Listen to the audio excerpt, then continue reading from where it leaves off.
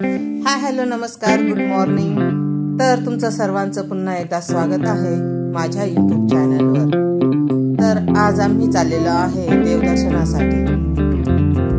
आम्ही देवदर्शनासाठी हैदराबाद ते महाराष्ट्र असं जाणार आहे। तर हैदराबादवरून आम्ही सकाळी 6 वाजता निघालो। आम्ही मिनी बस केली होती 12 जणांची। तर अशा प्रकारे आम्ही 4 ठिकाणं करणार आहोत देवदर्शनाची। तर सर्वात पहिले आम्ही गाणगापूरला जाणार आहोत, कारण हैदराबाद ते गाणगापूर हे डिस्टन्स स्टार्टिंगला जवळचं आहे। त्यानंतर आम्ही पुढे अक्कलकोट, नंतर पंढरपूर येथे काम करणार आहोत। त्यानंतर आम्ही देवपूरला जाणार। अशा प्रकारे आमची जर्नी राहणार आहे। तर आता इथे आम्ही थांबलेलो आहे नाश्ता करण्यासाठी। सर्वजण इथे नाश्ता करून मग पुढच्या प्रवासाला लागणार आहे। तर व्हिडिओला शेवटपर्यंत नक्की बघा। येथे अभिज्ञा रिटेकवर रिटेक घेत होती, कारण तिला इंट्रो कसा करावा हे सुचतच नव्हतं। त्यामुळे तिचे बऱ्याच वेळा रिटेक झाले, हॅलो फ्रेंड करतच राहिली, पण त्याचा एंड काही झाला नाही। त्यामुळे मलाच इंट्रो द्यावा लागला। इंट्रो दिला।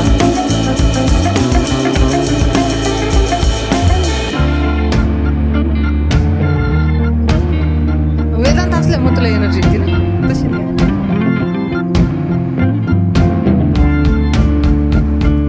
गार्डन मध्ये त्यानंतर मुलं मेरी गो राऊंड तिथे खेळत होते। छान वाटलं खेळून। मग त्यानंतर आम्ही लगेच नाश्ता करण्यासाठी गेलो।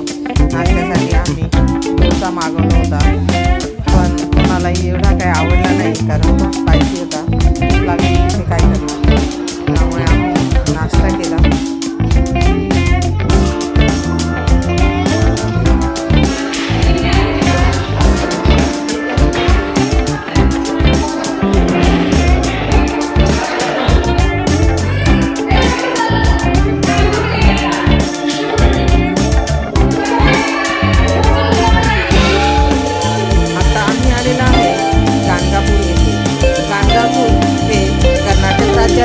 कलबुर्गी म्हणजे गुलबर्गा जिल्ह्यातील अक्कलपूर तालुक्यात आहे। येथील मुख्य देवस्थान श्री दत्तात्रेयाचा अवतार श्री नरसिंह सरस्वती स्वामी यांच्या स्मरणार्थ आहे। या ठिकाणी भीमा आणि अमरजा नद्यांचा संगम होतो। या ठिकाणी पवित्र स्नानाला खूप महत्त्व आहे। निर्गुण या ठिकाणी श्री नरसिंह सरस्वती स्वामी यांनी जास्त वेळ ध्यान व उपासना केली होती, आणि तिथे औदुंबर वृक्ष आहे। त्या वृक्षाखाली खूप साऱ्या धार्मिक क्रिया होतात।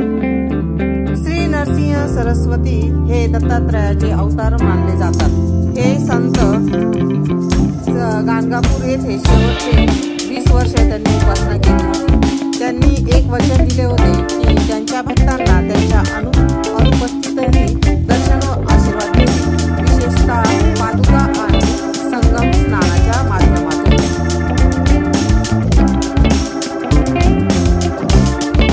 येथे असे मानले जाते की ह्या संगम मध्ये जे स्नान करतात त्यांचे पाप धुतले जाते।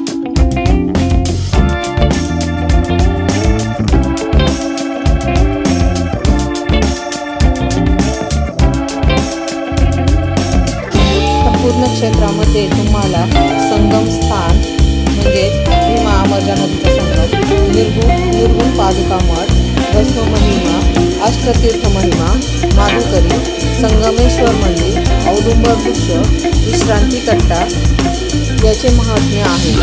या दिव्य स्नानाचे दर्शन भाविकांना व्हावे, तसेच कल्लेश्वर येथील दर्शन भाविक घेतात। यामुळे गाणगापूर यात्रा पूर्ण झाली असे म्हणतात।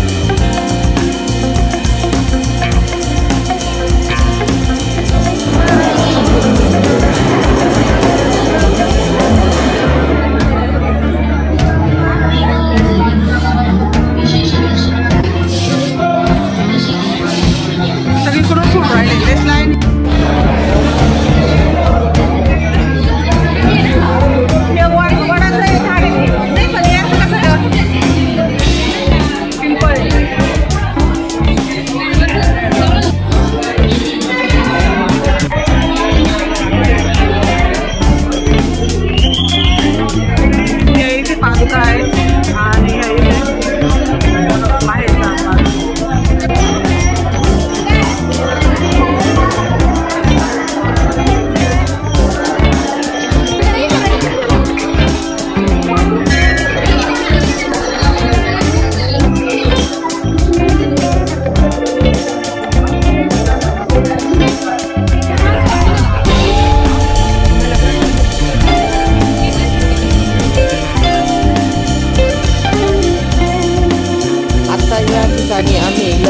घेतलेला आहे. तर इथे लंच करून मग आम्ही अक्कलकोटला जाणार आहोत.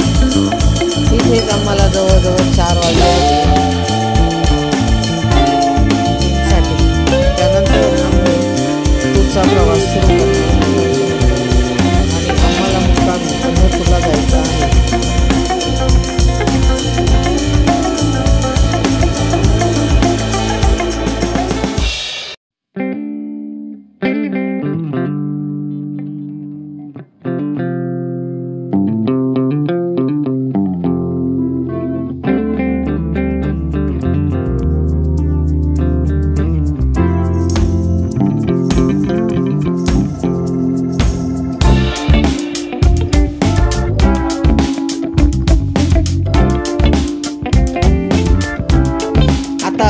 अक्कलकोटमध्ये पोहोचलो आहे. अक्कलकोट हे महाराष्ट्रातील सोलापूर जिल्ह्यातील एक प्रसिद्ध धार्मिक स्थळ आहे. हे अक्कलकोट हे सोलापूर आणि कर्नाटक बाँड्रीवर वसलेले आहे. येथे श्री स्वामी समर्थ महाराजांचे प्रमुख मठ आहे. तेथे वडाच्या झाडाखाली समाधी हे प्रमुख दर्शन स्थळ आहे. स्वामी समर्थ महाराजांनी येथे बराच काळ वास्तव्य केला आणि अनेक भक्तांना आशीर्वाद दिला. अक्कलकोटला स्वामी समर्थ महाराजांची तपोभूमी आहे. स्वामी समर्थ महाराजांनी अक्कलकोट येथे 22 वर्ष वास्तव्य केले. त्यांनी आपल्या अद्वैत तत्वज्ञान आणि उपदेश व चमत्कारांनी अनेक भक्तांना मार्गदर्शन केले. भक्तांनो, चिंता करू नका, मी तुझ्यासोबत आहे. हा त्यांचा संदेश भाविक आजही स्मरणात ठेवतात. तसेच हसनापूर मठ हे पण धार्मिक स्थळ आहे. तेथे स्वामी समर्थ महाराजांनी अनेक दिवस वास्तव्य केले. तेथे भक्तनिवास व अन्नछत्र आहे. तिथे भाविकांसाठी मोफत भोजन व निवासाची सोय केली जाते. चैत्र शुद्ध त्रयोदशीला मोठ्या प्रमाणात पुण्यतिथी उत्सव साजरा केला जातो. गुरुपौर्णिमेला स्वामी समर्थ भक्त मोठ्या संख्येने एकत्र येतात. दररोज हजारो भाविक अन्नछत्रात प्रसाद घेतात. स्वामी समर्थ महाराज हे आंध्र प्रदेशातल्या श्रीशैलम क्षेत्राजवळील कर्दळी वनातून प्रकट झाले आणि त्यांनी तेथून सेतू हिमाचल भ्रमण केले. त्यानंतर इसवी सन 1856च्या सुमारास स्वामी समर्थ अक्कलकोटास आले. मंगळवेढ्यातून पहिल्यांदा जेव्हा ते अक्कलकोट नगरीत प्रवेश केला तेव्हा त्यांनी गावातील खंडोबा मंदिरात मुक्काम केला. तो दिवस चैत्र शुद्ध तृतीया शके 1778.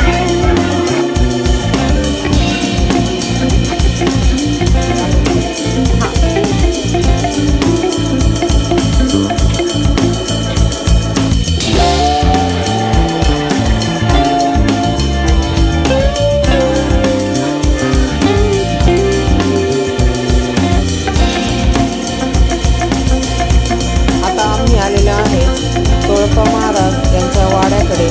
तर या वाड्यामध्ये श्री स्वामी समर्थ महाराज जेव्हा अक्कलकोटमध्ये आले त्यानंतर चोळप्पा महाराजांनी त्यांची खूप सेवा केली आणि त्याचे सौभाग्य जर कुणाला मिळाले असेल ते फक्त चोळप्पाला. स्वामी समर्थ महाराज जेव्हा अक्कलकोटास प्रथम आले तेव्हा ते चोळप्पांच्या घरीच प्रथम आले आणि तेथेच ते प्रथम जेवले.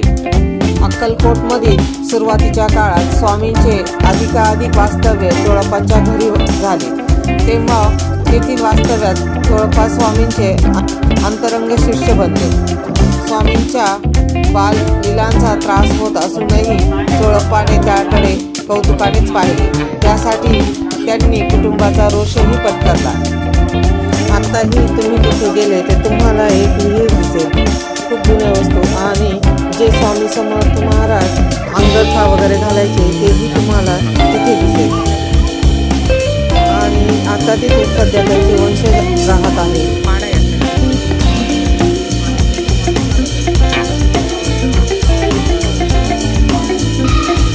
त्यानंतर आम्ही रात्रीच पंढरपूरला आलो. आम्हाला रात्री 11:30 वाजले पंढरपूरला येण्यासाठी.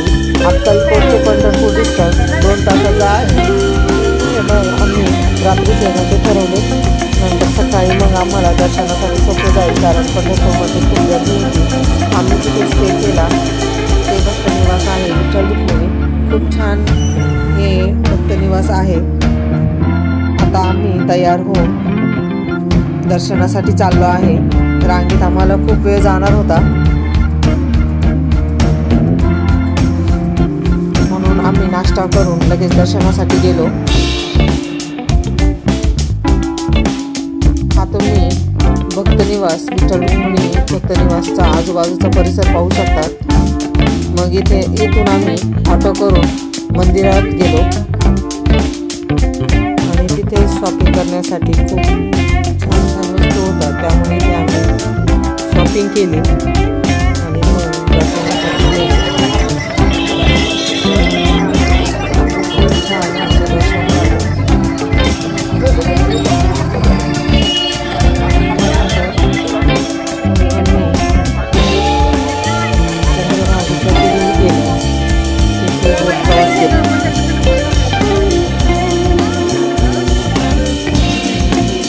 तू कोणतं बघतो?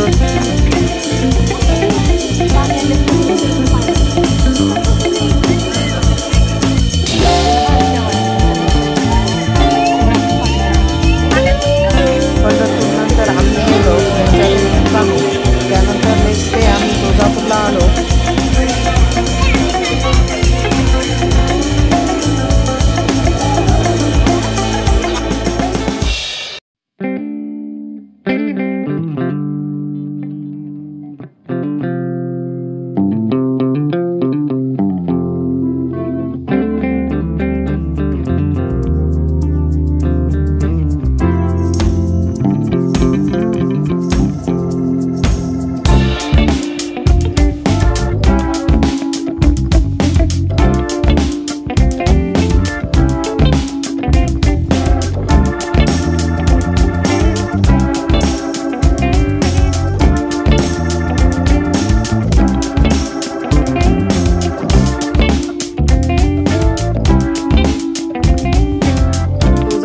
आलो, पण तिथे गाभाऱ्याचं काम चालू असल्या कारणाने आमचे दर्शन झाले नाही. त्यानंतर आम्ही मग बाहेरच दर्शन घेतले आणि परतीच्या प्रवासाला निघालो हैदराबादला. तर व्हिडिओ आवडला असेल तर लाईक शेअर सबस्क्राईब करायला विसरू नका. पुन्हा भेटूच आपण नवीन व्हिडिओमध्ये.